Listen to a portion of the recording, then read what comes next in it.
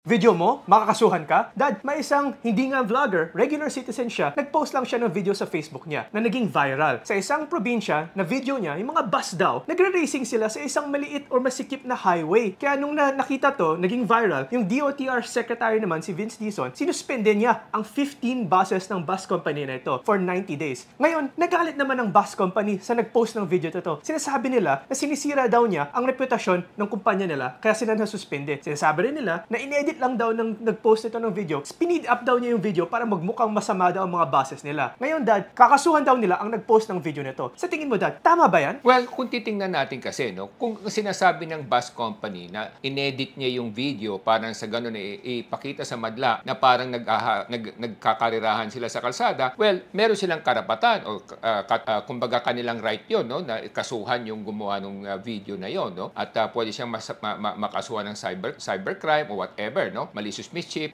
or unjust vexation. Pero ngayon, ang tanong, kung totoo naman talagang na-picture niya o na-video niya na sila yung nagkakarera sa kalsada, ang mga bus na to, tama naman bilang isang citizen. Isang citizen na dapat ilathala niya to para sa ganon madisiplina itong mga ganitong klaseng driver. Pero siguro, ito lang timbangin natin, no? Mukhang medyo malupit din yung pagpataw ng parusa doon sa bus company kasi may kasalanan, yun ang mga driver, hindi naman yung may-ari, no? Bagamat, syempre, meron din tinatawag nating responsibilidad yung mga may-ari, pero hindi naman dapat ganun ang parusa sa kanila. Dapat noon, binigyan na lang sila ng penalty o fine, let's say 10,000 o per bus, no? At the same time, yung mga driver, sinuspinde yung kanilang mga lisensya for, let's say, longer than 90 days. Pero yung sasabihin mo, yung bus company mismo, ang sususpendihin natin yung prangkisa nila dahil yung mga driver nila, hindi sumusunod sa patakaran o nagkakarirahan sa kalsada, hindi naman yata fair yun. Hindi yun fair sa may-ari ng bus, hindi yun fair sa mga